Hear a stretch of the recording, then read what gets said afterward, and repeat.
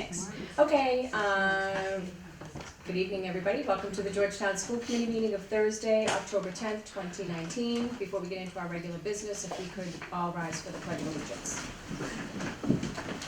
I pledge allegiance to the flag of the United States of America and to the republic for which it stands, one nation, under God, indivisible, with liberty and justice for all.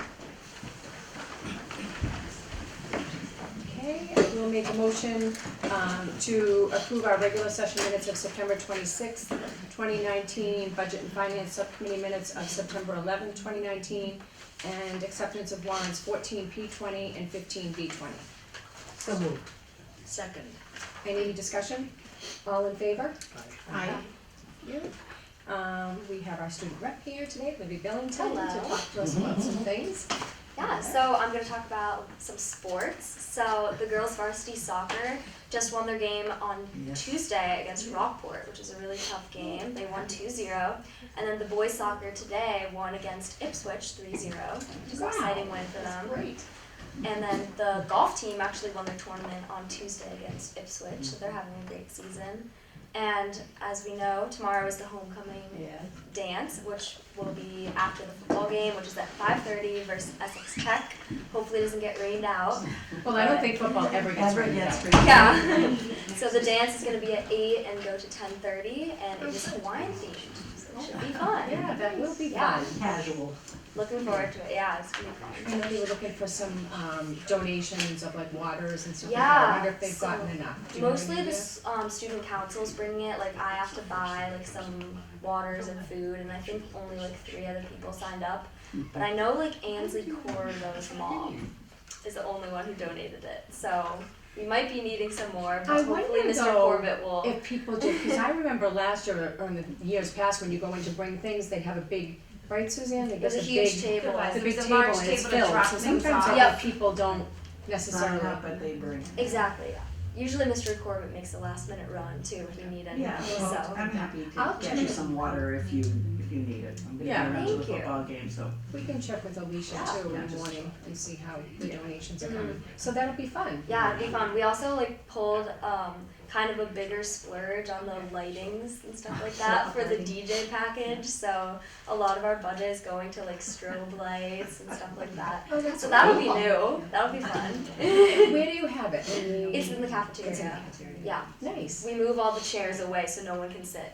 And everyone has to dance. Everyone has Good Yeah. idea. Yeah. How are things going with the play? They're going well. They announced it's Wizard of Oz. Yeah. So that'll be exciting. And when do they start like the whole? like- Yeah, so the auditions I think are at the end of October, Mhm. and then they'll cast it, and we'll probably find out after Thanksgiving break, Wow. which is how they usually do it. Mr. Cloak is directing. Miss Oh. O'Mahony is the music director, the new chorus teacher. She's really cool. And then Miss Donovan I think is just gonna supervise and help, like pop in sometimes when she can. Great. Yeah, That's I'm really awesome. excited. It's Yeah, really fun. that's gonna be really good. Well, that's great. I'm glad to hear that the Yeah. that sports are doing so well too. I hope Yeah, everybody has a the very girls soccer happy day team, I tomorrow. saw the game today, they won 3-0. So they have 3 games left, they have to Yeah. win 2 and they can tie 1. And then they'll be in the Cool. playoffs, so they're right down to the Yeah. wire. bet they But can do Colleen's it. optimistic, yeah, the team is solid and, Mhm. you know, they're playing Masco, which is the one they're like, well, That's maybe we big. could tie against Masco. You know, you never know, I mean, these girls are pretty, they're pretty tenacious. Yeah, You know, they're awesome. Yeah. they're pretty driven, so. My Talk brother's about on like pressure. varsity team and he's like, I hope I don't have to shave my head. Do they do that if they lose? What If I think if they make it to the playoffs or Playoffs, they something, should. the captains have to shave the new members' heads and then Uh. dye it bleach blonde or something like that. thinking that that's like Yeah. a little bit of They say- cut it short, a little short. It's just all friends getting together, right? Yeah, they're bonding, I guess. It is. It's bonding. It's all about bonding. That's good. Good. Yeah, it's I'm glad to hear this that. baseball team's doing their mohawks Yep, one year, exactly. and it's like graduation. Stephen had. Oh yeah, it was here. lovely. Parents were concerned about their graduation pictures with the Oh, mohawks, no. red and blue. Well, that's good. Alan, Good. I'm glad Yeah. everything's going well. It's going well. Well, thanks for coming. You're welcome. Great. Good to be here. Is there anyone here from the audience that wants to talk about anything? Suzanne, you can now take your seat. Oh, Does he, Yeah, we're good. oh, was Very that good. Oh, good. Oh, great. Gonna go this way? Okay, so, we do have, a few approvals to talk about. We have the Model UN Conference. Ms. Borshkoff has provided us some paperwork on that. And I noticed that you had some input on that. Was that all good? What you, Yeah. right? Or, I mean, was it all good? Yeah, no, was everything Oh, yeah, copacetic with that? Okay. Yeah. Sorry. And this was what you were, Yeah, well, I I know you're shared very familiar it, with it. yeah, I Yes. shared it with, your comments with Sandra, who was very appreciative of them, Good. and, is not sure that she feels like maybe they're ready to do a fundraiser, but wants to connect with you on, you know, what to do. She found your input last year was extremely helpful, and she said, I wanted to connect with him, but she said, I realized he was also gonna be part of the approval. So she said, I didn't know if that line felt a little wonky. So she said, that's why she responded to me, and I said, well, That makes sense. yeah, so yeah, she's very excited about the club this year. Okay, good. And this, And she told me she had 20. I was gonna Yeah, ask, how many 20. students? 20? Wasn't it about 20 kids, yeah. That's great. That's So they're great pretty excited. for a brand new startup club. Yeah, I always just feel like it's hard for a lot of these clubs that we wanna run and then it costs them and their parents, money to go. I just wish Yeah. there was a way to sort of, set a little budget aside to help offset the costs of those teams that go out and do things competitively. Cause, kind of feels unfair, like we set you up and we get you all excited and then you say, oh, well, now it's gonna cost you money to go. it's quite an experience though. It is, know. it's a wonderful experience, but I'd like to try to figure out something. It's a huge club too. Yeah, Like there's Yeah. so many different titles that they have. It's like vice president of marketing, vice president, and they all have like a title. Yeah. It's cool. yeah. So $412.29 is the cost. I mean, going to the West End, which is beautiful. Yeah. We'll have a good time. Does anybody have any questions? I mean, she's not here, but I'm sure, Principal Richards, if we had any questions, we could bounce them off him. Mine is mostly just being picky on a typo that it's a 2-year-long conference that she's asking. Oh, the Oh. 2022. Yeah, 2022. There might be a little bit. that's a long Lengthy. time, Yeah. especially for those seniors. No questions? No. Okay, so I'm going to make a motion to approve the overnight field trip to Boston from March 20th, 2020 to March 22nd, 2020 for the Model UN Club. Discussion, all in favor? Aye. Then we have the DECA State Conference, Mhm. which I was hoping to talk to Liz tonight, Yeah. just to see how things were going, but I'm sure I'll have an Well, we opportunity can to talk ask to her her. we can ask her Yeah, to come. just- Yeah. Okay, because as you remember, last year we had the FBLA, so now we went back to DECA, and I'm happy that Ms. Marquetti was able to take on this job, which is great, because I know the kids in Georgetown love the program, and I know we always do so well. Yes. So it's great to see this again. So this is going to be at the same hotel right now. Yes, Copley. Yeah. Okay. Anyone wanna talk about this before I make a motion to approve it? Okay, I'll make a motion to approve the, field trip for the DECA, students to compete in the state competition in Boston from March 20th. Oh, it's the same time? March 20th? No. No, for good. Wait a minute. Yeah. Okay. Well, it's. Oh, yeah, it's from- it's, it's Okay, February on the 20th, notes, yeah. we No, have the wrong thing. Well, on the No, orange no. notes, It's it's wrong. the. Yeah, right, Okay. there's- Okay, okay. it's right down here. On the motion. Okay, so let's change the That's motion. Right. Make a motion to approve the overnight field trip for the DECA, students compete in the state competition February 27th, 2020 to February 29th, 2020 as presented. So moved. Second. Discussion, all in favor? Aye.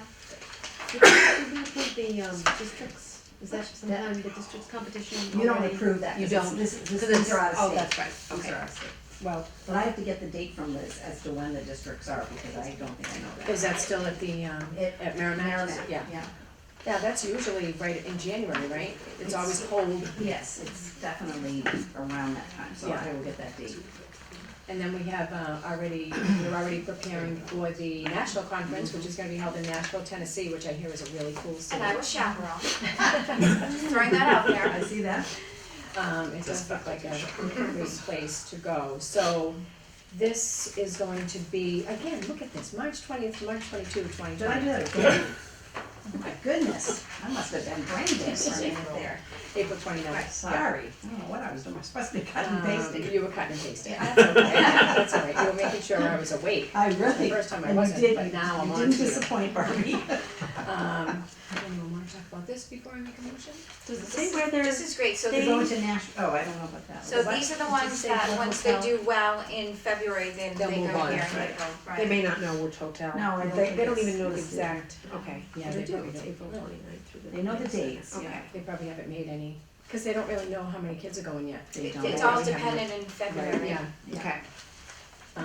So I'll make a motion to approve the overnight field trip to Nashville for the DECA competition, the national competition, which will be from April 29th, 2020 to May 2nd, 2020, as presented. So moved. Second.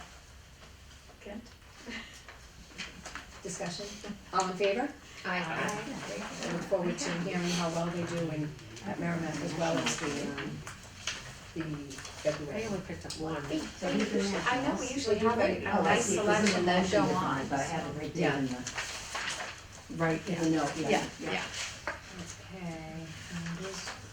only half crazy. You do a great job with these appointments. Okay, so we have Colin here this evening, Mr. McDonald, to talk about our wonderful accountability reporting. Thank you for coming and sharing this information with us.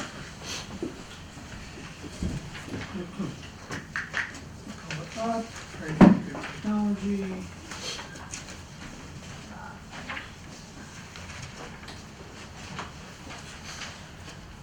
So hello, good evening all. So I'll be here this meeting and next. This week we're going to talk about just the general accountability ratings that came out for schools last week or the week before for 2019. And then on the October 24th Mhm. Yeah. meeting, we'll dive a little deeper into what actually makes up a lot of this accountability rating, which is our 2019 MCAS results, and look at some of the reports from MCAS across the 3 schools. So today's kind of your little appetizer, and then we'll dive into the main course in a minute. That's good. So just a few things that we'll talk about before we really get into what the district accountability and the school accountability results are. Just a recap of, this is the second year now of the new accountability formula that DESE is using. So I just want to make sure that we're all on the same page of what are those accountability indicators or factors that make us kind of see how we compare to all other schools and districts, and then we'll dive into the actual schools. So the accountability indicators are the 4 categories that you see over there on the left column. The first is achievement, and that is going to come from our MCAS, from our students in grades 3 through 10 in English, math, and science. And basically that is looking at the mean achievement score across all of those subject areas for all of those grade levels. So when we get our MCAS results, we get raw scores, we get scaled scores, we take a look at that and just see how did we achieve as compared to the bar that the state had set for us the previous year. The good news this year is this is the first year that every student is on the kind of the next gen test. There's no more stragglers. The science test moved over to this next gen as well. And all of our students in grades 3 through 10 are now taking MCAS on iPads. We are done with the paper-based testing, so we have fully made that transition. So everyone's looking at the same achievement kind of measures for the first time last year. Yeah, finally. It's been a while to get there, but we're there. The second indicator is student growth, and that is the mean student growth percentile for ELA and math. Science is not included there because science is only tested in grades 5, 8, and 10. So you can't really track growth from year to year with science because there are those gap years in between. And the student growth percentile is a comparison of how much our students grew compared to other like students across the state. So if I'm a third grader, I'm going to compare my growth from 2018 to 2019 to all other third graders in the state. And if I'm above the 50th percentile, that means that I grew more than the average student in third grade. If I'm below the 50th percentile, it means that my progress from year to year was below the average percentile. That also tracks along the different subgroups that we'll talk a little bit about more the next time that I'm here. No. Sorry. Where did it go? That's all right, I'll get it. So if I am a student with a disability or a high need student or an EL student, it will track my growth compared to other student with disabilities, EL students across the state within that category as well. So student growth percentile is compared to other students in that category. The third measure is English language proficiency. I want to touch on it because it is a state indicator. However, it is not an indicator for Georgetown, simply because our sample size of EL students is too small to give us reliable data on it. You need a sample size of at least 20 kids in a cohort to get data, and we don't have 20. So, and then the additional indicators are things that come not from MCAS. The one that hits all of our schools is the chronic absenteeism, and this looks at our attendance rate for students in grades 1 through 12, and it looks at the percentage of students who miss more than 10% of the school year. So if you're out for 18 days or more, you are kind of marked as chronically absent, and that kind of dings us, the schools and the districts of students. We don't have any. Well, No. So the catch with chronic I forgot absenteeism. appetizer. Yes. The catch with chronic absenteeism, it counts excused and unexcused absences. Oh. So Oh. there are instances where we know students are going to be absent because of whatever circumstances they may have. It doesn't really make a difference to the accountability rating. If you're out, you're out. are we still compared to the state mean? We're compared to our own percentage from the prior year. We have targets that the state sets for us for absenteeism, but it's not a comparative stat to other schools or districts. Do you know it? Is it rising statewide or?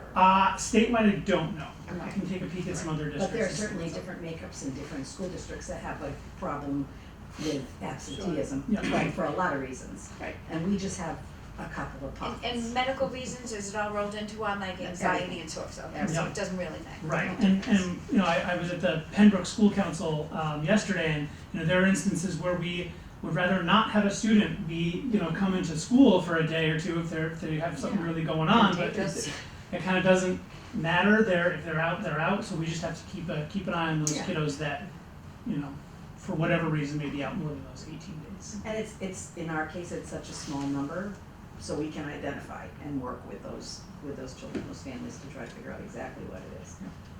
But small numbers make high percentages sometimes. Yes. Right. And you can be misleading. Yeah, we'll take a peek at numbers. one of Especially those. if you combine and excused and It's unexcused. really like kind of 4 mix. kids that we're Yeah. talking about that make the difference. Other indicators, high school completion rates, so they look at our graduation rates, our dropout rate, and our 5-year completion rate. And then finally, the last indicator for high schools are the percentage of 11th and 12th graders that are completing advanced coursework. In our case, that's AP courses. That doesn't include honors? No. Does not include honors. Oh, that's too bad. It also doesn't, Well, I mean, we have fewer AP classes than larger districts, so So we're gonna. it's a little skewed, you yeah, know? but as Principal Richard mentioned when we met as an admin team, our AP Psych course is really helping out this year because Absolutely, we've got a ton of kids that were interested in it, and has double classes. 57, yeah. and Mr. DeFranco has a full vote for his AP Psych, which is great. All right, so those are the indicators. Now they're all weighted differently. They're not given equal weight, so we'll just quickly go through how those things are weighted. So the achievement scores makes up a little bit more than 2/3 of our overall accountability rating. The student growth makes up 22.5% of that accountability rating. We do not have that EL proficiency factored in, so the final 10% comes from those additional indicators, chronic absenteeism, or in the high school, graduation rates and AP course enrollments. So that's just how everything's broken down. So obviously the most weight is on whether or not our students hit the mark as far as achievement on the MCAS. Right, so that was for elementary schools. The only difference here is the high school completion for the high school is given a lot more weight, 20% for the high school. So, but still, achievement is far and away the biggest indicator that we're looking for in this accountability. And I know it's not a huge number, does the high school, the 4-year graduation rate, does that include students moving in and out of district? How's that? It Do pulls. we hold them when they leave? Or I think it pulls from our October Sims submission.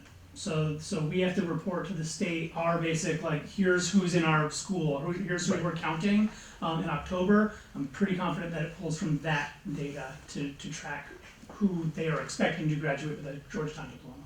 Okay. Okay, so let's talk how we did.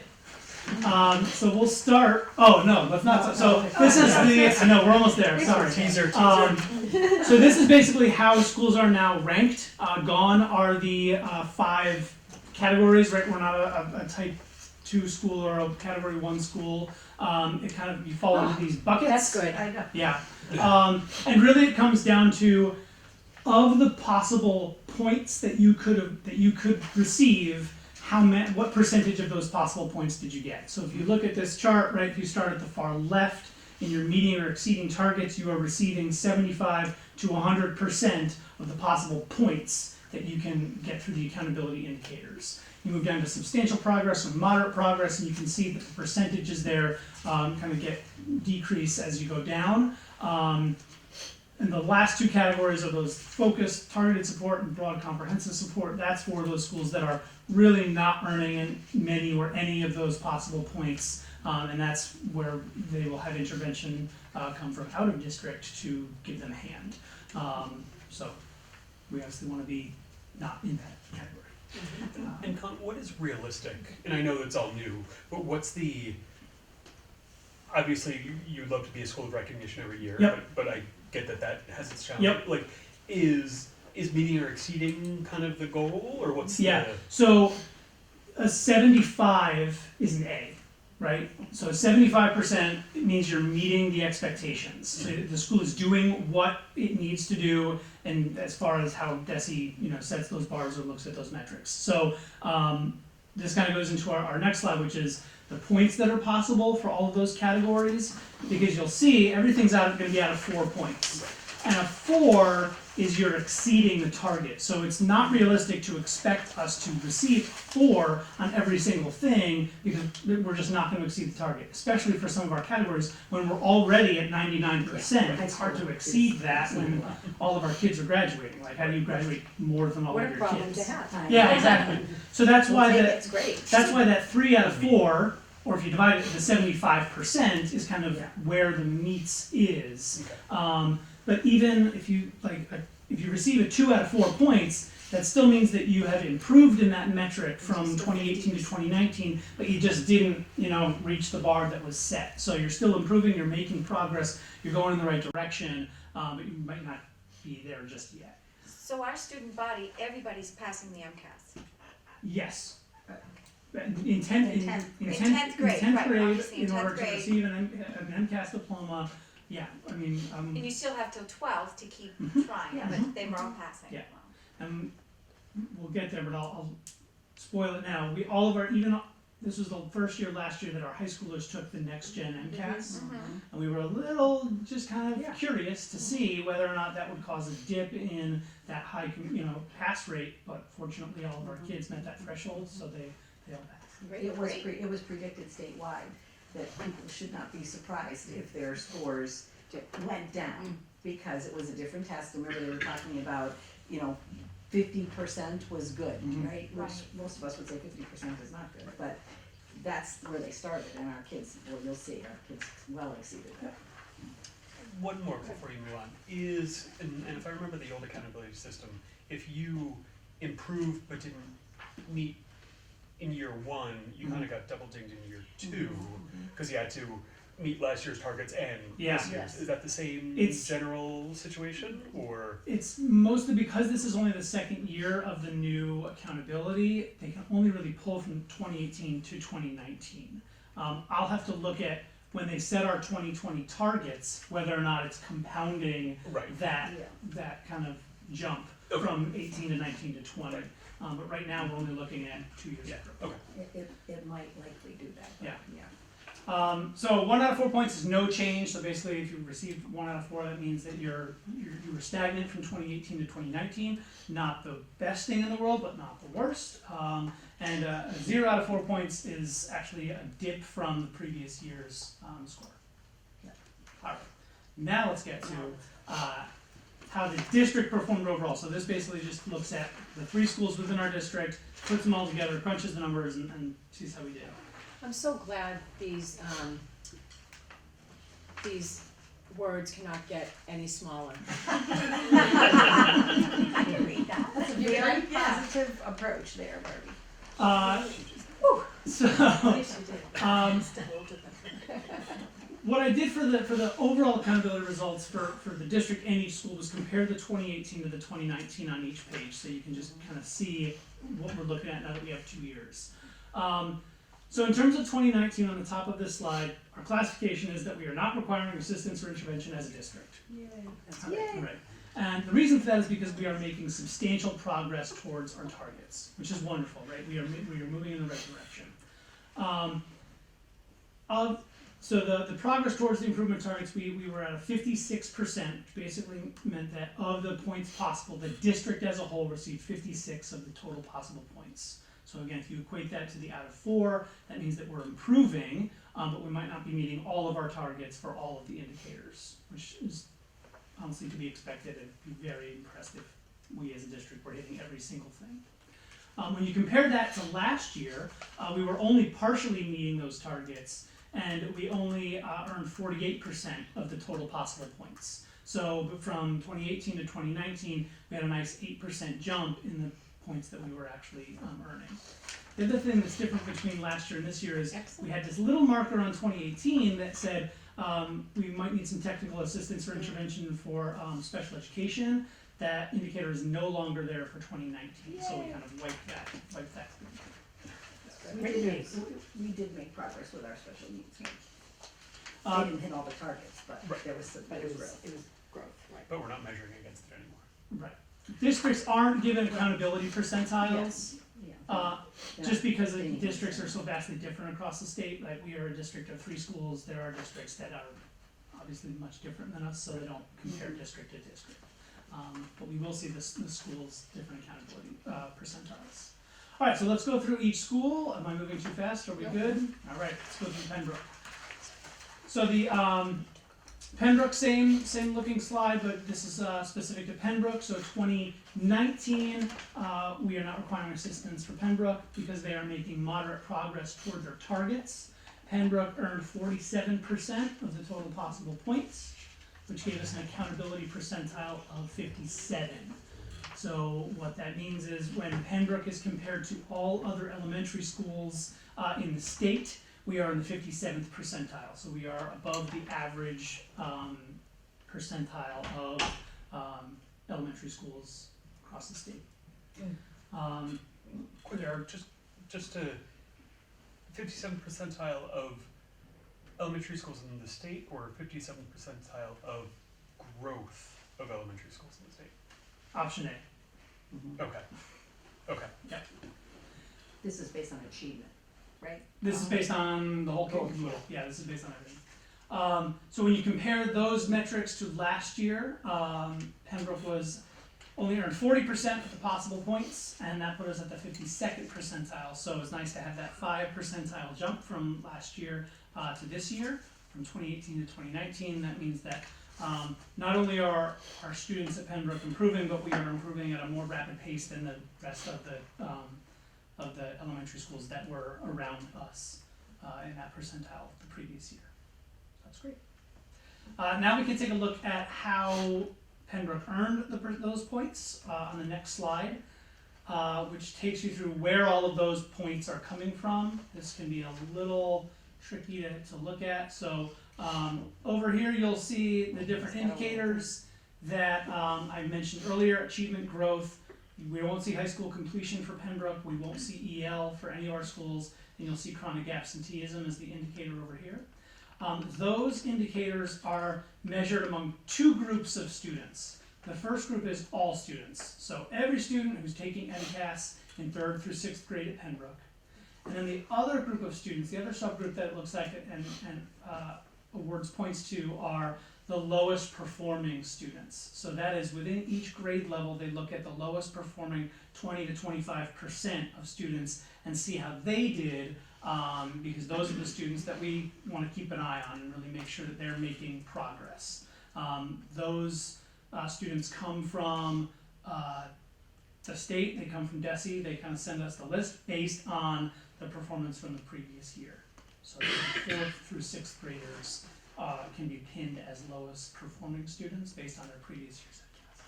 But they're not necessarily all special education or all EL Yep. or all low income. But that's tied to the individual student, it's not just the bottom 20 percentile or whatever that number is. Right. Interesting. Yep. Okay. That's a much more technical Yep. calculation. They than do just- put students into quartiles, right? So the 4th quartile is our lowest performing subgroup. So let's go through it. We'll talk about achievement first. We'll look at all of our students for ELA scored 1 out of 4 points, so that means that there was no change between 2018 and 2019. There's a margin of error there, so we can be a little bit above or below. In math achievement, they met their target. Those all students did, and our 5th graders last year who took the science exceeded their science target from last year as far as achievement, which we were very happy to see. That is good because science grading is always been Yep. Yeah, the curriculum, yeah. And this is our 2nd year of implementing STEM scopes at Pembroke, so I'd like to think that is a contributing factor, because as of a couple of years ago, they didn't really have a science curriculum. Right. Now they do, so we're seeing the fruits of that labor, which is nice. When you look over at the lowest performing group for achievement, they also scored 1 out of 4 points in ELA achievement, meaning that there was not a discernible change between 18 and 19, and they improved but were below the target in achievement for mathematics, excuse me. So they made some progress in math. There's no lowest performing group for science because this is the first time they've taken the science test, so they can't have a group for that. And is the lowest performing, is that subject by subject, or is Yes. it, so you could be lowest performing in math but not in ELA? Correct. Correct. Yeah, they don't lump them all in, they look at it subject by subject. In terms of growth for the two subject areas, we improved, but we're below the target across the board for growth. So we're making progress. We want to obviously get that up to 3 points, especially with that lowest performing group, because we know that they, just by definition, have the most to grow. But we were happy that we saw growth for all of our students in those subject areas. When it comes to the chronic absenteeism, which is the other indicator for elementary schools, all students met the mark. So we had we had a very low percentage of chronic absenteeism at Pembroke, and that met the target for the all students category. We actually had a decline, which means that we had more students in the lowest performing group that were chronically absent in 2019 than there were in 2018. It's Which hard is to- somewhat predictable. Yeah. Yeah, they goes hand in hand, It but, usually does. but it, as you mentioned, I'm sure you You know who know, the kids are. right, Yeah. So there was a dip of, I think, about like 1.5% from 2018 to 2019. That 1.5% when you look at the sample size that they were looking at, equates to about 4 kids. So we know, like, I'm sure Margaret can tell you, here are those kiddos, and here's the plan that we have in place for them, and Right. what we're doing for and them. that's the thing too, is just the children the students that don't necessarily do well academically, there's gotta be a way for us to welcome them still into the school community. You know, everybody has strengths, and it makes me sad. Yeah. You know, because you wonder, you know, I'm sure it's not all because they're, you know, self-esteem in terms of academics, I'm sure there's other things too, but, you know, I just don't recall chronic absenteeism like when I was a kid, like it was fun to go to school and, Right. and even though. Some of it is health though. Yeah, some of it is So- everything. Just a lot of Right. anxiety. That, again, even if they are excused for internally, Right, they still count against them for the Yeah. state. right, okay. Molly, can you just go back to the ELA Yep. for me and just talk to me a Achievement? little, yeah, The achievement or the growth? the growth, the growth. Growth for ELA, so, Yes. yep, Tell me again about that. so, go ahead, sorry. So it looks to me like we're not, we're growing, We're growing, so we improved from 2018 to 2019, but we missed that they have a growth percentile. So we can't remember what our growth percentile mark was. It might have just been the 50th percentile. But we Okay. need to be above the 50th percentile, but we weren't there from 18 to 19. We can dive into. I mean, all of these, when you go on the profiles, like clickable, and you can click and see like which Yeah. subgroup grew, which had, and you can actually, it breaks down by if you had normal growth that was in the high percentage of normal growth and the low percentage of normal growth, if you had just low growth overall. All of our students were in that span of normal growth from year to year. They just were on the higher end of that, which is why they didn't meet that target. okay. And it could have been a point. Yeah, it's, we'd have to look It was at. close, if I remember, we Yeah. looked at. Well, in our next meeting, we'll be able Yeah, to you did do that. see a whole lot more Yeah. information in terms of, you know, numbers of. Yes, yeah. Okay, cause I know with our district being small, it is, you know, when you do look at, you know, the smaller picture of it, it could only be several students, That's so right. great, okay, That's right. alright, thank you. Any other questions of Pembroke?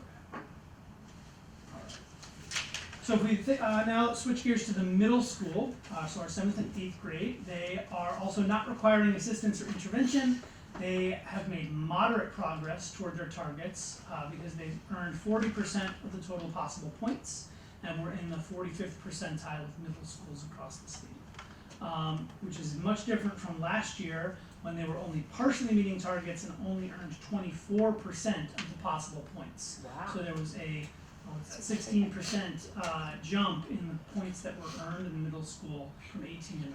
That's awesome. Which is nice. Although their accountability percentile Yeah. is just, So here's That's why it's a. here's what that means. That means that our middle school, along with many other middle schools across the state, also had big leaps from 2018 to 2019. So that 16% that we jumped in the possible points, lots of other schools made a similar jump, which is why our accountability percentile didn't shoot up, because that's comparative to other middle schools.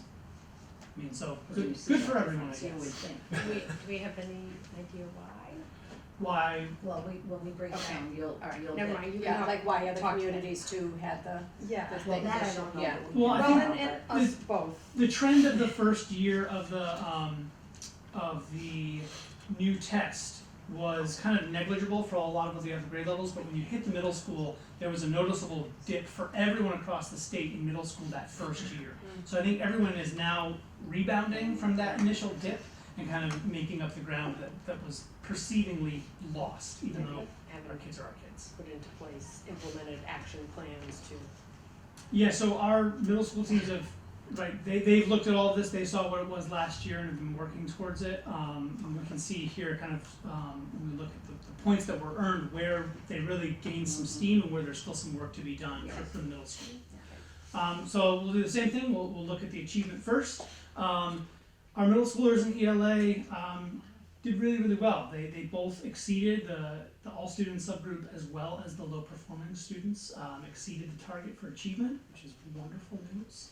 A little bit of a different story in math and science, where we didn't have as much achievement progress, where we actually declined in our math achievement for our all students, and then For our lowest performing students and our science achievement, we remained kind of the same between 18 and 19. So a little work to be done there. We're working with our middle school teams, and I think a lot of our work with Universal Design for Learning and the professional development that we are putting in place this year can address this, so we can make sure that every student is getting what they need so that they can meet those marks. And that's one of the things we'll wanna dig down into the actual standards, right? So, you know, are there particular standards or areas that, and then we'll look at our curriculum and how strong is our, because we've been using, I thought for 2 years, but I guess it's 5, right? Yeah. So, I don't know how it happens, but it always does. So, you know, we'll wanna look at that too, you know, the curriculum, and make sure that, you know, it hits the areas that we needed to, or we need to supplement it in some way, you know, Were we talking about putting STEM scopes in 7th and 8th grade? we were, but we have another plan. We might Okay. have- Yep, so STEM Scopes is currently using the Pearson Elevate modules Yeah. for this, for the first time this year. So we're working together there. They have a training on October 22nd. We're bringing someone in to train them on their new curriculum. Yeah, and they're working with Colin on really unpacking the manual so they know exactly what, you know, what areas, you know, will help them meet, add challenge and add support. They're excited about it. When it comes to growth for ELA and math, again, impressive in ELA because they are meeting the target for growth by getting 3 out of 4 points, which is probably why they exceeded those targets that were set. And they're growing in math for that all students subgroup. The lowest performing students had a plateau from 2018 to 2019. So again, looking at our math curriculum instruction and seeing what we can do to make sure that we're making those growth targets. The chronic absenteeism for the middle school, I will preface this by saying it is a very small sample size of only 2 grade levels. So we're talking about maybe 200 kids. So if you have 1 or 2 students more that are chronically absent that were from the previous year, it's gonna really drive things down. So again, not an excuse and something that we obviously wanna keep track of and keep an eye on, but just something to keep in mind, that when such a small sample size, a couple people can really swing things. And that includes suspensions and other things too, which happen more at the middle high school level. So, you know, Dan is very concerned about making sure that we look at this, so I'm confident that we will. Oh my. Any other questions about the middle school? So can you, and I get that they're 2 different scales, but I'm trying to put them together. Math achievement declined, but math growth went up. Yes. Can you put that in a clear and concise sentence? Maybe. Context? So the achievement, I don't know, I'll have to look at it more deeply and get an answer to you because Fair enough. I'm thinking the same thing you're thinking right now, that doesn't square. Yeah. But it also has to do with the weight. I'm wondering if the weight gets in there too. They could have grown, Well- but it's a smaller percent, it's a smaller weight. I than think the because, achievement. remember that growth is based on percentiles compared to Right. other students, so there might be Different something scale. there about It's a different scale. Yeah, okay. who we're looking at versus Which would suggest that other districts everybody.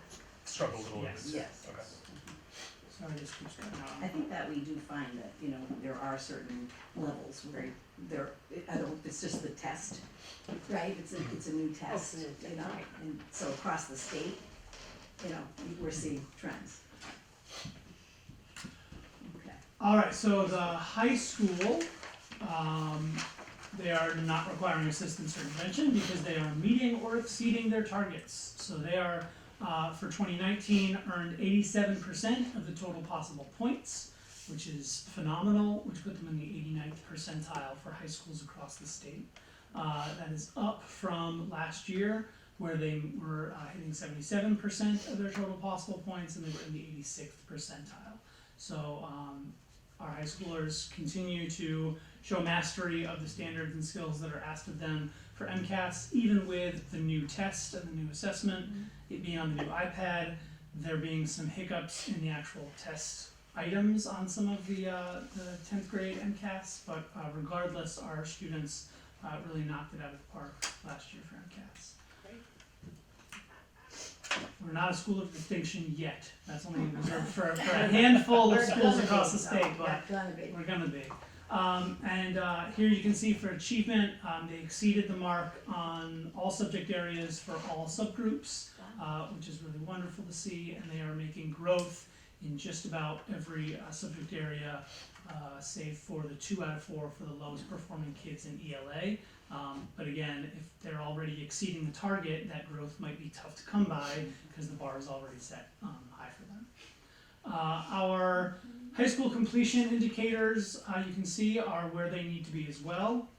We had exceeded our 4-year cohort graduation rate. Our extended engagement rate is a 3 out of 4. That's basically looking at the students who finish high school within 5 years. They're classified as extended engagements.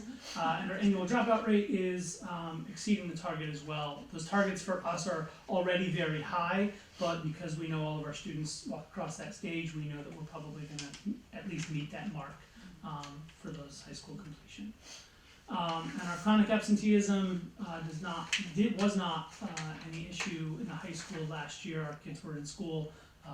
We didn't have many, if any, students that were chronically absent in our high school. That's great. Which is great. Can I have one more? Yep. Can you speak to, if you're looking at progress towards targets, the high school is 87%, middle school is 40, and elementary is 47. Is that a function of, I'm going to say the competition, for lack of a better word, is stronger in the elementary and middle, or do we just sort of break out when we hit high school and what's they're very disparate numbers. So there are a couple things that work in the high school's favor for these metrics. The biggest is that it's only looking at our 10th grade students, which is a sample size of about 115 kiddos per year. So what that doesn't give us for a lot of these measures and what they look at are we don't have many of the subgroup results for our high school because we don't have 20 or more students that fall within the different subgroups that MCAS looks at. Whereas when you look at Pembroke or the middle school, our sample sizes are bigger and we do have those subgroups. So those affect where we earn those points because they're just kind of negligible for the high school as if that doesn't exist. So we just have to look at the big picture. We obviously look at all of the individual students and those subgroups and the kids that we work with. But in terms of what the state looks at, they kind of just, it's not there, so they can't look at it. So that I think is something that is just it's a different distinction, and it makes it a little bit of a different picture when you're looking at the high school versus when you're looking at the other two schools. I also think there is a function. If we're doing standards-based education from the time kids start to this time they take this test in 10th grade, the goal is there's an accumulation of knowledge. And the fact that we get results of the specificity that we get them at the elementary and middle, it allows us to make adjustments, right? I mean, if you're looking at 3rd grade kids, it's the first time they've ever taken a test like this. You know, they're just learning to read. They're not even at the reading to learn phase. And some of these things that kids are being asked to do at the elementary school are definitely higher level than they used to be. Like, you know, you read 2 passages and you have to compare and contrast as opposed to you read the passage and you answer the 4 questions. So I think there's a function of that too, and just how many times the kids have taken the test, how much of the standards that they actually have accumulated, and this is what you want to see, is where the rubber meets the road. And it's also showing it in the science, because years ago, you know, the science, when they took it in the last grade that you take it, wasn't doing as well because they weren't remembering what they did back in 3rd grade, and then it was dropped in 3rd grade. Oh, you mean when it wasn't every year? Yes, you know, so having the STEM scopes where it just keeps exponentially going on, that's really helping in the science. There are numbers, but there's a lot behind the numbers, right? Right. And so when we look individually, like some of the things like the English, the ELA results, we look at that and think we have spent a lot of time in the last 3 years focusing on ELA. And it's showing in terms of our kids' performance. You know, math is just an area that maybe it hasn't taken a backseat, but it hasn't gotten the same level of focus. So that's, you know, we talk about what is our action plan, clearly we need to look at math, right? And then we'll dig down and figure out, like, so is it that our curriculum doesn't focus enough on number sense, you know, and that's where most of the questions are in MCAS, you know, it's just the information, we can use it in ways that can help us. Right. And I get what you're saying about the Accumulation, growth, yeah, or the accumulation, Yeah. growth has an entirely different meaning here. yes, it does. I guess the question that I had though, so if you look at, and I know you're talking about a sample size of 100 and it's, you know, that's hard, going down to a sample size of 1 being our district, but if you look at, is it fair to look at the percentage of total possible points, school to school? It's 64, 44, and 95. So to your logic, we would expect middle school to be above the, kind of in the middle between Well, 64. it depends on the kids, right? I mean, that's the other thing, that these are real kids taking the test, right? So, you know, we look, one of the things we can look at is the cohort analysis, Mhm. right? So we actually have the ability to look at the same So group of kids. where was the middle school 3 years ago, or whatever? Right, so, I mean, these are all important data points, Mhm. but it doesn't just, we can't Right. give you an exact answer, we Oh, just, right. you know, the goal is to take a look at it, study it, and figure out like, okay, what do we think Yeah. we can do to make impacts? But I still want everybody to remember that we have never had a student in Georgetown, regular ed or special ed, that has not earned an MCAS diploma. So I know everybody gets nervous when they see results like the elementary school, and parents do as well, and not that we don't get concerned, but we look at it and say, okay, this is great, because it gives us information, we have plenty of time before the child gets to 10th grade to make sure that they have what they need in order to be able to graduate. So it's, for us, it's a continuous improvement thing as opposed to a data point that, you know, we have to react to. But we, you know, certainly, I think you can see, we've met as a team, there's some things that we can see and point to and say, wow, you know, that's great, because that's what we've been working on. There are areas, as you see, that, you know, are weaker for us, and, you know, that's what we can do, is just look at those and move forward. The cohort data is exciting because this is the first time that we have, for some of the grade levels, 3 years now of the same new test. We started in 2017, so now we have 17, 18, and 19 data to look at really how did they do in 5th, 6th, and 7th grade to see if there's a progression. And we can then start to see, because then we are talking about the same group of students moving through, and are they making that progress? So I'm happy to share that with you the next time we're here. Yeah, and I do think the exposure to the test and knowing how to take the test and, you know, what do we call it, stamina, right? We call it stamina. I mean, it does make a difference. It does make a difference, and it's different cohorts of kids. So when we see things that are consistently good with more than one group of children, we have some confidence that that's a solid indicator. Well, and even like within a 3rd grade class, the developmental Right. range, when you get to the high school level, that developmental range has narrowed. If that makes sense.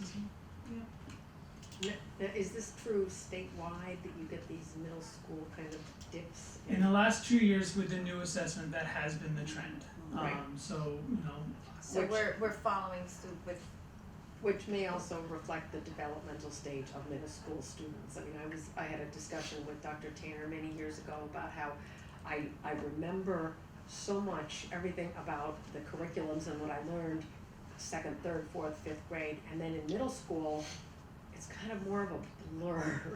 Because middle school kids are it's all about the social emotional and what other people were thinking, and you know, it's hard for them to focus on what they're learning. So obviously it's up to us, it's our responsibility to find a way to reach them. But then when they get into high school, and my memory, I don't know, you know, you think back to the different grades and the years, and you remember the projects and what you were learning and everything.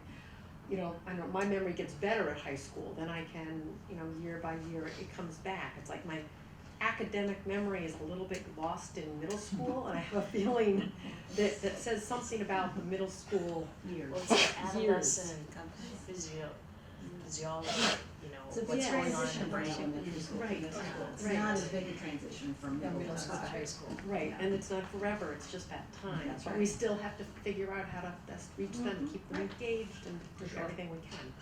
That's the work. So kind of next up, we as departments and grade level teams and faculty and admin are reviewing our results and making plans and action steps and what are we doing with all of this. You know, we have the right down to the student by student, question by question, how did our kiddos do and what did they answer and what did they write and what did they, so we're starting to look at all of that right now. In order to uncover the stories and trends behind this data, which I'm happy to share with you more on the 24th. And we're asking ourselves lots of questions right now and trying to come up with what the answers to those questions are so we can continue to move forward. Great. I look forward to that meeting. Thank you. Thank you all. Thank you, Paula. Great job. Thanks for the appetizer. Next meeting's, information packet going to be as small a font as anything. I'll bring my magnifying That's a glass. request, I okay. know it's hard, but it might have to go like this way. I'll see how Nancy can print them out so you get a big one per page. I'll just go to bring my magnifying glass. I was gonna say, I'll bring my magnifying glass. When you hit 50. Well, it's the same with the What Royal, happened with with the Royal Press. I need the magnifying glass. What happened to that? I don't know. That was It always was so off the, big. it was off the, it's a different group of students now too. I don't know, maybe they're using a different program. Won't be reading that. Anytime soon, I used to love reading that. I'll do it on my iPad and then I'll. That's right, we'll blow it up. Yeah. Subcommittee reports. Does anybody have anything to report? Safety, did they meet? We met today, Oh, in good. How'd that fact. go? It went very well. We were talking a little bit about the buses and, the buses mostly at Pembroke. And I think there's a little bit of concern about some behavior on the buses. However, I think we have a plan, that Hope is, going to help with, and Officer Olszewski, and. Last year was so good. They were doing great. So, Well, and Yeah, the but the beginning of the year is always yeah, they a get little rambunctious. kind of crazy, yeah. Well, I think one of the things that Cheryl pointed out, which I think is interesting, is that it seems to be the youngest kids Yeah. that are just having trouble sitting in the seat. And some of it is a function of the fact that the new buses have the tall seats. So if you're trying to talk to your friend, you can't talk to them unless you get up. And so that's been a little bit, they're just afraid, right? If they're not in their seat and they have to stop fast, that the kids can get hurt. So they are really, it comes from a good place, but it's hard to deal with it. Well, and also the little kids, the kindergarten and even potentially some first graders are still in like a 5-point harness car seat in the car. Booster seat, yeah. Oh. So that's, You know, they haven't even transitioned out of that. Because they're. Right, Still or under the weight of at, Cheryl pointed that out today, I'm like, oh, yeah. Wow. So that might be part of why it's Like the hard for them to sit. Right, because they're used to like being totally. Oh, Yeah, like they. or in the Feel the least, freedom. like a high back booster with Right. the seatbelt, Yeah. which is still, It's you know, still you could still, constricting. right. So this is kind of a free for all. Yeah. But I think, Yes, you can. I think the buses are not overcrowded, but it sounds like they're fairly full. Which like could contribute as well, and the fact that, the kids have their backpacks and they're 3 to a seat and whatnot, but I think we have a plan in place and, and the, school resource officers were filling us in on the latest and greatest things going on, and Officer Britton was talking about her criminal justice club, Oh, yeah. which is going swimmingly well. She's got like 25 kids or something. Yeah, Wow. they're very That's awesome. They enthusiastic. meet at 7 in the morning. And I love how she's so ingrained in the school. Oh, she's very excited. From coaching We have to have, doing we'll have them club. come and talk to you. She- But that's- it's pretty impressive what they're Yeah. doing. I think it's great. It is. And there's not many communities that have the Not at this SRO at that level. So I think it's Yeah. really great for our kids to have that. Yeah, they have so much enthusiasm, the two of them. Yeah, no, They definitely. And I think they're both at the right school, They are. you know? so that was It was, much it, right? yeah, it was mostly, those things, and Scott Hatch is still involved and we were talking about, like, next meeting, we're gonna talk about the drills and how we're gonna do those, so. Yeah, it was a good meeting, I think a lot of good stuff happened. It always is, always a very informative meeting. Okay, anybody else, budget and finance, or? We have not. No, but we probably should. Mm-hmm. Yeah. Well, we met to talk about the special ed reserve We fund. We talked about that. A little while Well, we ago, talked Yeah. about that at the Yeah. last time. Yeah, so nothing new, I guess. cause we have to set the budget calendar and all that stuff. Yes, Yeah, that's Yes. why we need to meet. that's why we need to meet, yeah, to get that, get that in Get that place. going. I can see why you're resisting though, cause you know what's coming ahead, it's gonna be like, If we don't set the calendar, we Crazy don't have to time. do the budget. no, but like right now, it's like, Oh, yeah. It's it's sort slow of like like that, that. and then all of a sudden, before the storm, before Yeah. the storm, that's a good way to put it. Follows. Yeah. We were trying to meet monthly as we Oh, were yeah. going, so we, Yeah. The beginning of the year, it's It's been a hard because little it's quieter, exciting yeah. and, there's so much going on. There is. There's a lot of there is, when you look at the calendar, it's like, oh my gosh, it's gonna be like November, how's this happening? So, we do, are we gonna talk tonight about, Michael too with the CIP? No, because we didn't have it on the agenda, we were talking about Oh, the okay, we're gonna 24th. talk about 24th, okay, good. I'm glad that Mike Farrell brought that. to our Yes, attention I was again, too, because I was too. You probably knew it was up. No, I didn't. No. What was it? My appointment Mike expired. Farrell reminded us that the CIP appointment is up, and Mike, if Michael wants to continue to do it, he has to be reappointed. Oh, I see. Okay, so let's talk about the, special ed reserve fund. Okay.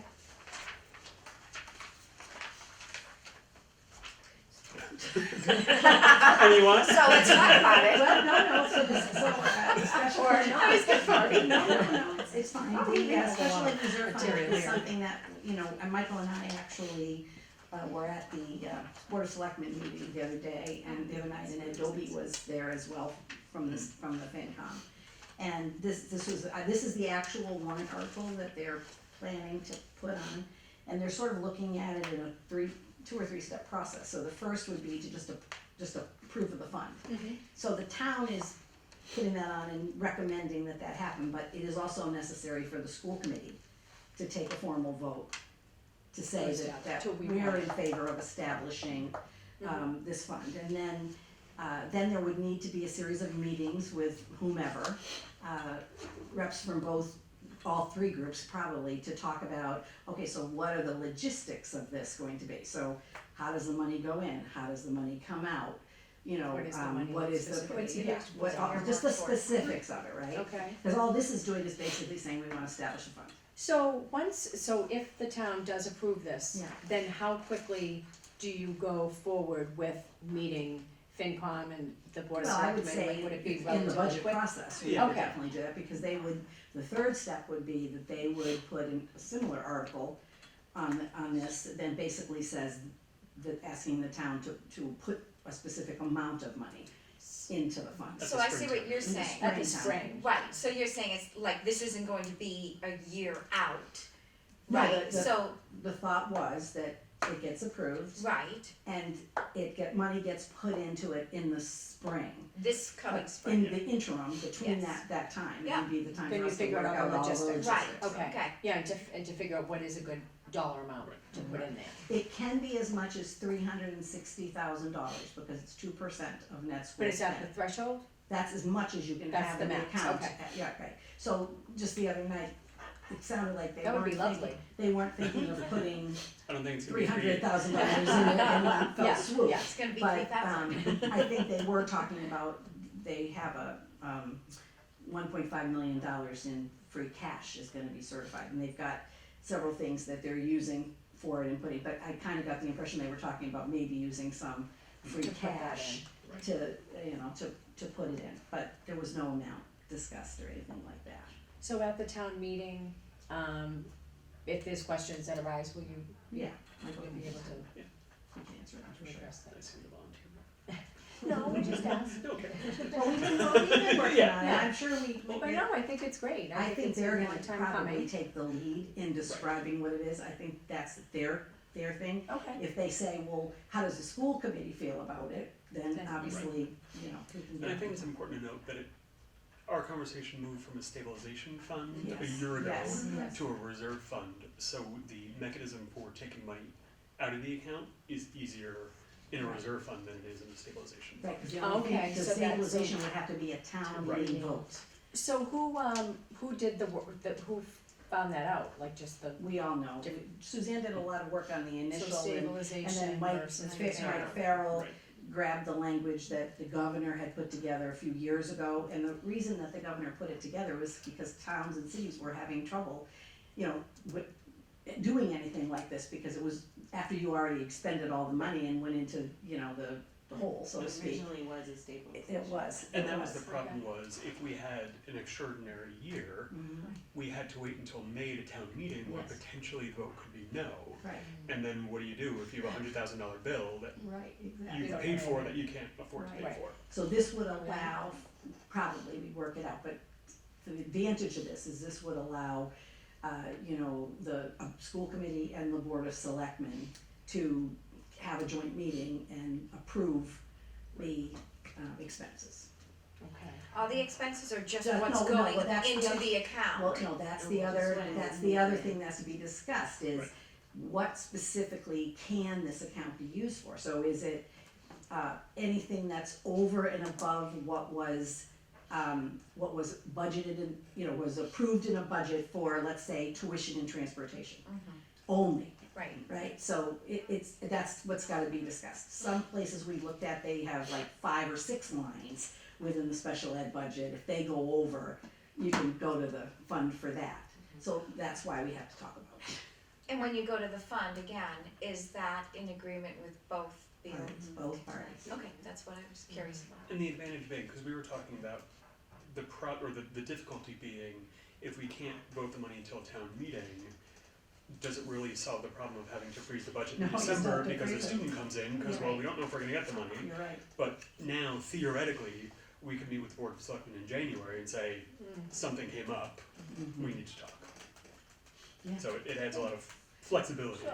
to. Yeah, I mean, to the I'm work. really, you know, appreciative, I think we all are, of the FinCom being, like, we've made it clear in our budget process in the last at least 3 years, how special education is sort of volatile sometimes, and I think they get it. They've said overly, they don't want to see us freeze our budget and not be able to spend, you know, the things, to get the things we need. So, you know, this is a big step, and I think it represents a trust that's developed. And Ed said the other night at the Board of Selectmen that, you know, he feels the relationship between the FinCom and the schools has improved significantly Oh, over I the think years. it's the best that And I've he ever said it's the best witnessed, it's ever been, and the so partnership, which we is wanna great. keep that going.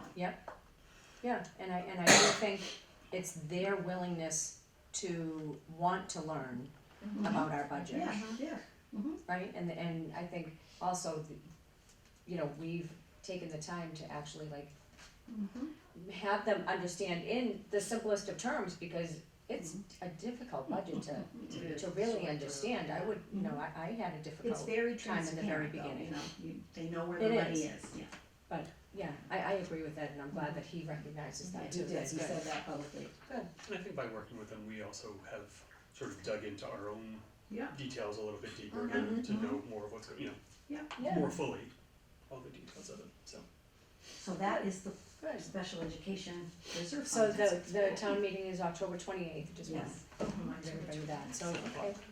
Good, yeah, 7 o'clock, and we hope to have 100 people there. But we actually hope to have a whole lot more people there. All right, I really we have love it it, here. because there were some great things on there to talk about. So I'll make a motion to approve the establishment of a special education reserve account as presented. So moved. Second. Discussion, all in favor? Aye. Thank you. Okay, so we have a list of homeschool students? Yes. Okay, Jack has received the information from the families and has spoken with them about their plans and has approved them. okay.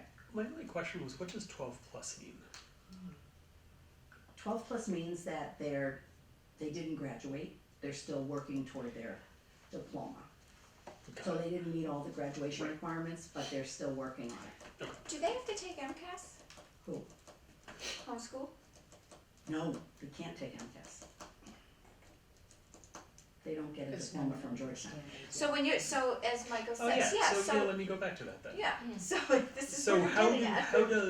how does a homeschool student finish if they don't graduate? Mhm. What are those? Some of the kids take online courses.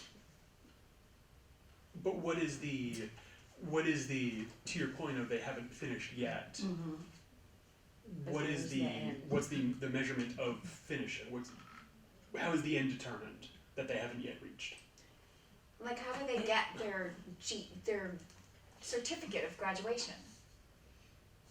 I will ask Jack how he deals with that, but my understanding, because I know the student is one that I met on, Okay. and it's a student that has some special needs, Mhm. and it's somebody that they've been working on. For sure. You know, I think maybe they've been a student, and then they decided to homeschool because they didn't complete.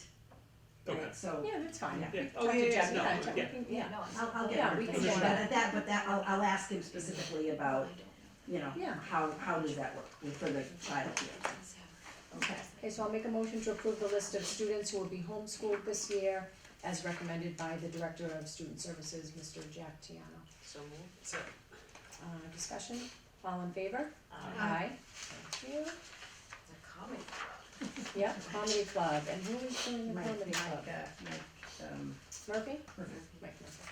Yeah, there's a lot of different clubs in here, that's great. So they Okay, had a so- club fair, which they Yeah, have every I saw year. that. But it just seemed that the kids were much more engaged this year in bringing forward some clubs that they would like to see offered. So for example, we were talking about the one that, Officer Britton is running. That was something that, you know, the kids wanted, so, you know, we were able to. And so they're still working within the same budget that we've given them, which is $60,000. You know, again, if there are more clubs that come up, you know, I did say to Dan, he has to calculate this 600 as what the stipend is really gonna be next year, because in most cases, it's gonna double. right. Is it possible? Just I'd be curious to see the Just the a detail. list of clubs? Yeah, List of all like clubs? the breakdown of that 60 of this of Oh, the, sure, of the what we're paying for with the Yeah. 60? Oh, yeah. just and the only reason I say that is we keep approving new ones. We asked. And I'm just I know curious. you feel that, when is 60 gonna end? Well, he said we And I know we're hadn't spent it. close. He said or- we hadn't spent that. But usually when you look at like the 600, it like, does, I mean. Do we have a list of how many clubs there Well, are? that's what I'm That's saying. what, right, Is this sorry. never ending? I thought he was just Yeah. looking for the stipend. And I'm sure Well, some the did stipend go up, is, yeah. okay. Really, Yeah, or they- I assume Right, some yeah, go that up. sometimes They do. have, But- yeah. They change. Yeah, they change. Some Sometimes come they and don't. some go. Tricia keeps a list as she accounts for each, Mhm. you know, as they send over the Request for forms Right. that, well, they send over in the beginning of the year. Yeah, who's doing what, yeah. So she keeps Right. track, You know, and that's- keeps track of Yeah. how much stipends are, That and so makes sense. she knows Yeah. how much is gonna be So we'll get spent. a list and a Yeah, I'd just stipend be for curious each to one. see. But it's also nice to have up on the school website, Mhm. all, Yep. what clubs are available to students, Irish you know, for people. Yeah, that's Mary Hayes. My goodness, huh? It's not the chorus teacher? No, not yet. No, Mary Hayes is your. Well, yeah, I guess that. Yeah, Well, I guess, so what determines what the stipend well, is? there you go. That's the $60 million question. In fact, I just had that $60,000. conversation with a teacher Right. today, who wants to start doing some middle school intramurals, which is already a stipend in the contract, so that doesn't require a side letter. Yeah, This is something that we've talked about every year that I've been here around negotiations. Do we take that scale and really sort of, I don't wanna say blow it up, but look at every single stipend? And this year, Dan has told me that he is collecting information about each club, how much time they spend, how many kids are participating, because I asked for that last year. He said he would do it this year, and so he told me he's working on that. Because, you know, it's not always an even match, but, you know, it could be, you know, that somebody spends 1 day a week and somebody else spends 4 days a week, and one has 3 Right, kids and the that's- other has 20 kids. I don't know, you know, I think we'd have to take a look at that and then see where the equity is. But if you notice what these are pretty much, there's just a few stipends that are, you know, are in the 14, 12, there's a couple that are 1,200, and then you know, It's like 600. that's like a wide range Mhm. to me. well, the arrangement we have with the union is, First year is six. Oh, first year, no matter what, it's a $600 stipend, because we haven't had a chance to budget for it, Right. for one thing. And secondly, it's like, you don't know whether it's actually gonna go. So if it comes back, you know, a second year that they wanna offer it, then there is an expectation that it would be in the contract and those, under those lists of the different, clubs and what their stipend is. Because we don't open the contract every year for that, we do these side letters. Right, so when we do the contract with them the next time, we'll put these stipends in the list. But it's just a temporary thing, so we don't have to open the contract up. So when you ask, how does one decide on the stipend? You know, it's kind of like we look at comparable kind of clubs. So for example, when we're looking at the Irish club, we said, well, we have a Spanish club. It's likely that those two things are kind of comparable. So that's kind of how we've done it. But if you're asking about like a clear formula and But, there but, is whoa, so I can understand a Spanish club, cause I'm assuming that you would speak Spanish, like that's a way to practice your Spanish. no, it might be Might just studying be all about the culture. country. Or about yeah, the country, yeah, okay, yeah. There's alright. Gaelic. Which I is was in gonna the say, they gotta learn Gaelic. Because they really, you know, those I clubs think are it is not more like, about like the, The I don't think it's culture. academically like No, that, like no, learning the language, I think no. it's more about, yeah, the whole The thing. culture but and it's a fair thing. question to Sure, ask, history of you know, and so how do forth. we decide on We'll these be things? approving a trip to Ireland next year. Yeah. Well, I'll is there some definitely kind of chaperone history that. of past expenses and all these things? I know Nobody the will be in the Irish club is district, one. they'll all be in But I mean, Ireland. Spanish club, is that new? That's not. No, I don't know. no, so No, what's, she's giving an example of. yeah, so what's Okay. in the contract Okay. are the stipends that were Got it. negotiated Got it, okay. along Yeah, the all right, way. but when they're probably. They don't all run, Okay. right, they don't all run, but like, for example, there's an intramurals is like 1,200 and change. So if we have somebody who wants to run an intramural program, then we don't have to negotiate the stipend because it's already in there. Once it's in, it may or may not run. So does Right. the starter 600 stipend That, ever go back, or if it goes away for 3 years and comes back, is it 600 or well, With the high- if Well, it's in the contract, Then it's whatever it says in the. so then the full amount? we kind of did get caught on that. We have one club in there, I don't know which one it is, but it's in there for $600, even though it's not the first year of the club. So it may be that that's the stipend that we all agree to, but I would not be surprised if when the union negotiates the next time, they say, oops, we have a little error here, this one should be this instead. But usually it doesn't go in the contract proper until contract, right. it's got the negotiated stipends. Right. And, I mean, we could have the negotiating team of the school committee, every time one of these things comes up, go in and negotiate, but right now, you know, the stipends are pretty consistent. Right. And so it's just like, And you kind of have where bands does it of fit? reasonableness. But if somebody were to ask, well, where's the equity in terms of the level of responsibility, the amount of time, the number of kids? I would have to be honest and tell you that I don't think that's been the consideration. Well, so if it's first year at 600, the second year it could go up to 1,200. Yes, that's most likely what Or it does. 14, Well, 12. and it wouldn't Or run But you just can, more. but you can plan on that, see, Okay, we can yeah. plan on that So it's in the budget. and it wouldn't even run if It's there were 60, not enough it's still gonna be the kids. $60,000 Right. anyway. I was gonna say it caps, Like the comedy but, club. but you Right. might something else might drop out. Right, The Irish club is 600. this is just, if you do this club, this is what you're paid Right. for, yeah. Yeah. So we have a few. Yeah, we have a few to approve. Okay, so I'll make a motion to approve the stipend for the, for the advisor of the comedy club, Mr. Mike Murphy, at Georgetown Middle High School, in the amount of $1,412 for the 2019-2020 school year. So moved. Second? All in favor? Aye. Aye. Make a motion to, approve the stipend in the amount of $1,412 for the Irish club, for the 2019-2020 school year. So moved. Second. All in favor? Aye. Aye. Make a motion to approve the stipend for the Gender Sexuality Alliance Club in the amount of $600 for the 2019-2020 school year. So moved. Second. All in favor? Aye. Aye. Aye. Make a motion to approve the stipend for the 2019-2020 school year for the Amnesty International Club. So moved. Second. All in favor? Aye. I'll make a motion to approve the stipend in the amount of $600 for the 2019-2020 school year for Peer Mediation Club. So moved. Second. All in favor? Aye. Aye.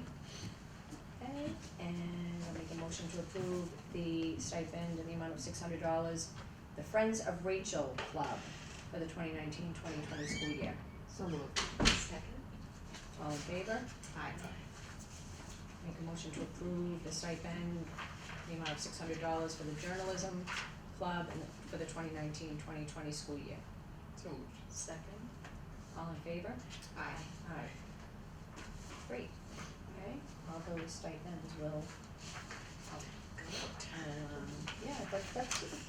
That's great. And For small good school new levels, clubs, stuff. yeah, yeah. Giving I a would lot love of to see variety and the new ones options. and the ones that have, dropped off at this Yeah. time. Yeah. So you can share that with all of us, right? I can. Yeah.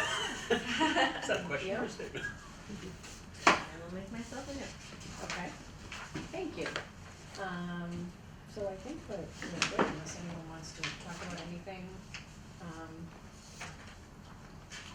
in terms of what's coming up. I do want to mention, I heard a great success about the GYCC night. That looks fun. Oh, the fundraiser. Yep, the fundraiser. Yes. I'm Yeah. glad that went well. Yeah. Good, and it was a It beautiful was a great night, night. Yeah, it was a perfect which night. is great. So I know you guys are working Cheryl gets very to talk hard. about the fun run. Yes, Oh, and I wanna, Oh, yeah. give you a little time to Oh my talk about God. that too, because you guys did a fabulous job along with the company that you partnered with. I saw some great pictures of the What they kids. Yeah, but Cheryl did.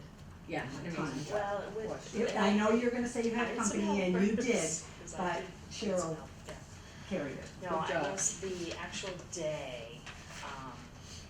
was really pretty special. I mean, the kids were really hyped up, the parents didn't really know what to expect since we hadn't done it before.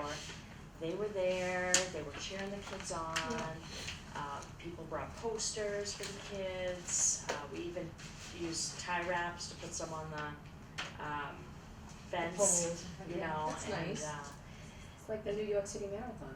right, like the energy from the booster folks, I mean, they know how to do this, so as each class comes in, they're running through like a blow up tent, like a tunnel, they're running Like the through. Patriots. And every I know, it's class, so fun. right, every class has a name, you know, Mrs. Holman's Heroes was. And the kids all, And the kids, vote yep, on that thing. so, and they make their flag, and they come out, and then, they warm them up, and they, talk about the rules in a very kid-friendly way. We do the national anthem before each run, and then off they go. So there's a water station. Every time they would go around, a parent would check off they had a sticker on their back, so they would check off That they did one number. Yeah, they did a lap. And I helped for each of and that was a harder job than That I was- thought. that was kind of crazy. Because you constantly had business. Their kid, and then you're like, that was a fast lap. You just came around. But there were 2 tracks. And the way we did it for school community spirit was each grade level wore a different color. And the kids, I think, had fun with that. And the kids were amazing. I mean, every child's needs were met. So kids with any kind of challenges Right. were participating That's at their nice. fullest, which was great to see. And I feel like the parents watching it had fun watching it. That was sort of it just had a good feel. Yeah, that's right. So all said and done, we raised $92,000 as of today, and every day it's changing a little bit. What? And in our pocket, we have $52,000. Wow. Wow. For one fundraiser. That's amazing.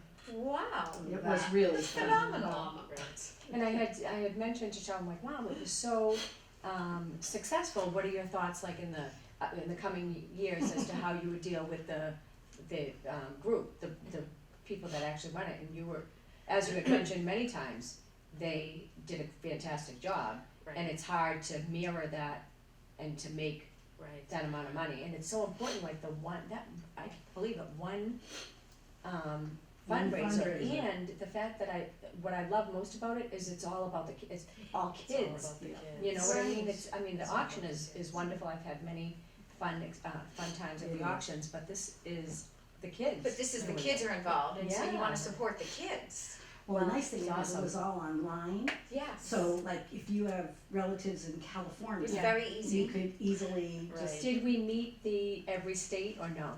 No, so, Or how fast did we- alright, We're trying I to, was yeah. just looking at, I should have the data in my head.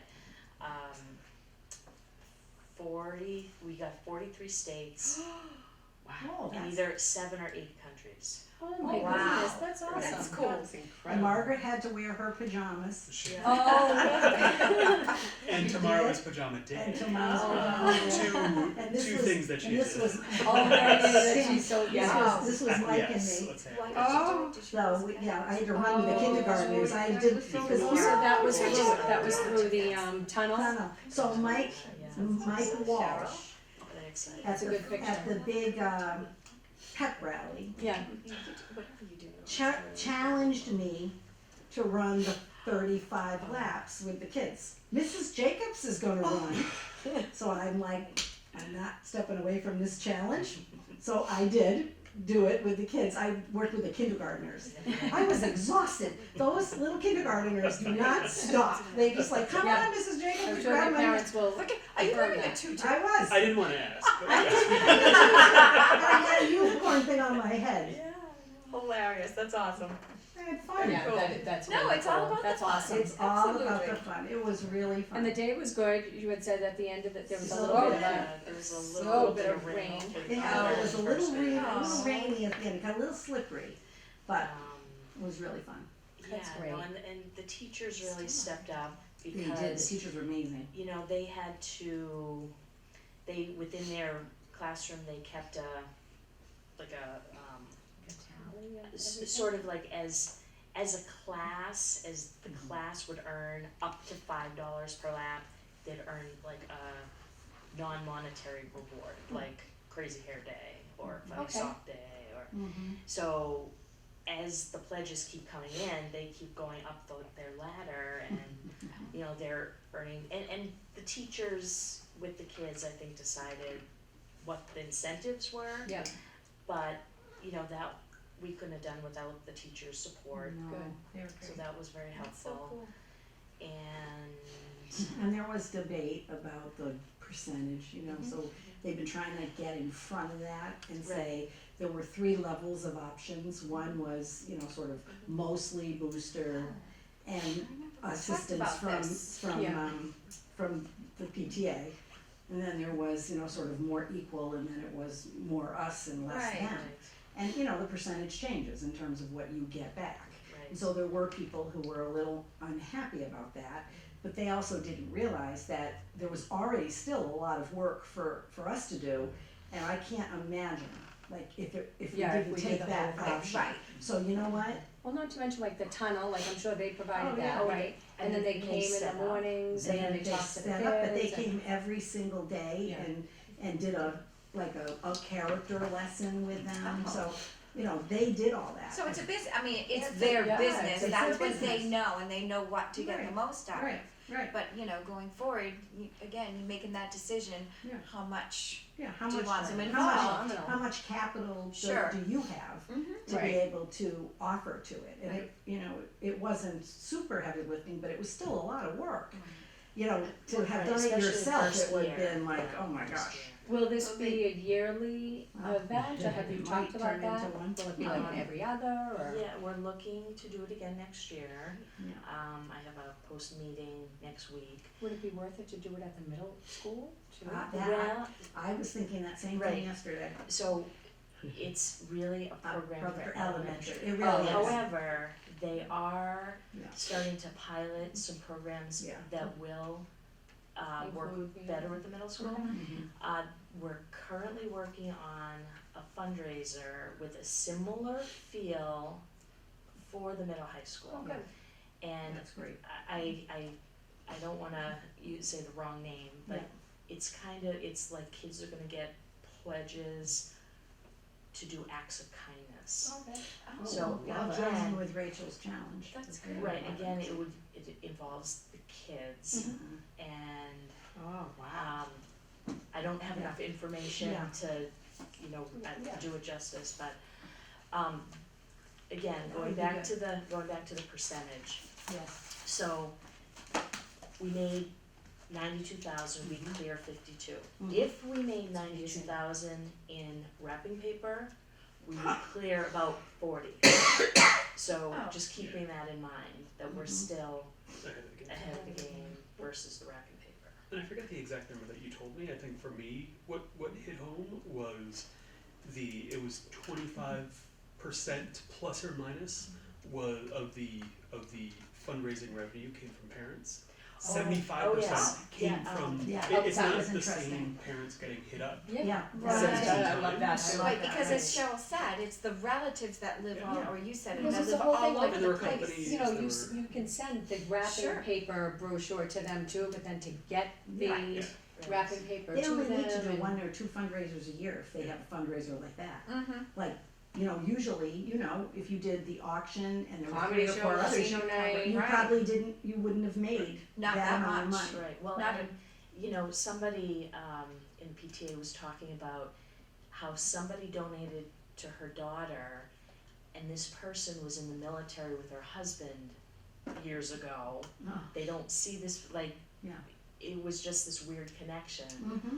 I mean, I know we got a donation from a lovely woman that my husband used to work with, but we don't see her. No. Right. But she follows us on Facebook. Well, yeah, because whatnot, social media so- had such a big part of it as well, you know, it was the constant reminder Yeah. Oh, of, that's you know. great. I'm The so P- glad and the for you PTA guys. was just I great. think it's great. Yeah, Yeah. it I was think it exceeded, but I wasn't worried they were gonna hit the 30,000 because before they even launched it through the pep rally, they already had $15,000 raised. Right, so, and that's even before you did the push. Yeah. And literally, it was like 2 weeks, you know, the pledges came in. It wasn't even like it went on and on and on and on and Well, on. and that's the beauty of it too. It's like, it's open and then it's over. Right, yeah. Do you know? I'm just purely curious. Do you know what the average donation Oh, was? that's a good question. And you don't need to So- answer now if you don't. They were hoping, max, they were hoping to not a have around $30, Right, Like essentially like student. $1 a lap. correct. I know, yeah, I know that the I don't mean to put you student, on the spot. no, but just- I do know the student who raised the most money raised like $985. Yeah, that's a lot. Like, you know, and then. Right. So that's sort of, Right. you know, the high end. Sure. But again, folks could, you know, grandma in Washington isn't gonna come to an auction, Right. but she might send you $10 to run the fun run. Mhm. So no donation's too small. Yeah. It was really a good, it was really good. Well, and it was like a good, like I said, Community good building, feel yeah. and, you know, and again, like seeing those little kids like helping each other out and Yes. holding hand, come Yeah. on, you come with Yeah. us. So yeah, they have like 3 of them holding hands and they grab me. It's like being on one of those rides at the fair. Oh, You know, they go around the corner and you're like, you're the ice I'll tell you, the skating, next so day, I must say, the front of my legs felt it.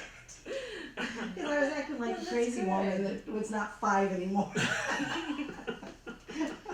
No, I'm really happy for the awesome. organization. It's Well, awesome. and even some of the, I believe 6th grade teachers Teachers were ran- running oh, it yes, with oh, their good. kids. That's cool. So, Yeah, the kids love that. And I would say Joe Patella got the award for the biggest cheerleader, you know? Yeah, he was I kept thinking he was gonna get, like, his shoulder was gonna dislocate, cause the kids would, you know how people high jump and five. they, no, they like jump up and, I'm like, Joe, you know, you're not 12 anymore, you're careful. He's not. I don't wanna put you on workers' comp or anything, you know? But it was Because of the good. fun run, Yeah. yeah. It was That's really, good. it was, everybody had a great time. Yeah, no, and the timing worked out, Perfect. you know, they know, you know, how to break down by giving the directions and then as they're leaving, the next group's walking Oh, down. it was like, it and was yeah. like that. Very And we well had run. soccer practice that night, and it's like, nobody was ever there. Yes. Yeah, Like, that's it was right, just right out completely there. gone. I do have to say, after it was over and we were done, I'm looking at all the stuff to put away and I'm like, I don't have to clean this up. It was a wonderful feeling. Right, The I'm funny sure. thing is The that crew was value, probably just on to the next school. That's Like, exactly week right. off maybe, but Yeah. Right. That was a popular fundraiser in the area, like when they were Yeah.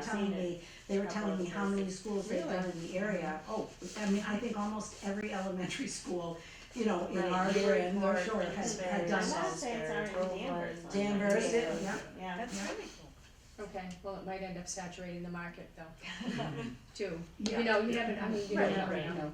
But that's great, I think it's awesome, I'm so glad you guys made that much money. So And congratulations. Can I also mention that the GYCC is having a community open house, I wanna say October it's the 17th. October 17th from like wanna 6 say to 6 to 9, 8 or 6 6 to to 8 or 9, something yeah. like that. It's just to come by, drop in, I think they're gonna have some refreshments, just so Oh, nice. people can see the Just to see the center. facility, Yeah. yeah. Yeah, Well, there's a lot of good things coming up there. there are a lot of good They're doing a Good. seventh grade dance and, yeah. They're doing a CrossFit morning Yes. on Oh, my Saturday. Yeah. And it does appear, based on the conversation that Michael and I heard the other night, that the decision is going to be, it's going to, fall under the Park and Rec. It's good. Cause there was discussion about it in the schools and, you know, we vetted that and decided that maybe that wasn't the preferred option, but, other boards agreed. So, that's Good. where Jim it's right. Tomato and his group will do a great job. Yeah, I mean, and the GYCC board, I mean, it'll all, Oh, yeah. it'll all come together. And in the future, there's the ability to, you know, It's gonna expand evolve it into- if it needs to be expanded, so that's all good. Good, okay. Alright, well, good luck to Georgetown football tomorrow night, I I hope they know. do well, I hope the kids stay safe and have a great time at the homecoming, it's always a great time. Long weekend ahead too, I know. so enjoy the Oh, and time off. Officer Britton is getting married on Monday. Monday. Really? Oh, wow. Congratulations She's to getting her. married. She's marrying Very cool. a fellow police officer, in another Good for town, her. and they're getting married on Monday. Will she be back on Tuesday? I don't know. She said if Jimmy Rodney's gonna cover for her, sorry. Yeah. Well, she Might be a was, different vibe. Yeah. she was saying that they were doing it Monday Yeah. because it's hard to get weekend shifts off. For the, or yeah, something. they have a lot of officers. police And officers their that want to come and friends they and want to. whatnot, Oh, so, good, well, good luck to them, Yeah. that's Yes, awesome. very excited. Good. Yeah. Okay, well, there's no reason to have an executive session, this evening, so I'll make a motion to adjourn at 8:24 PM. So, second. Okay, all in favor? Aye. Great, thank you, have a good night. Thank you, good night.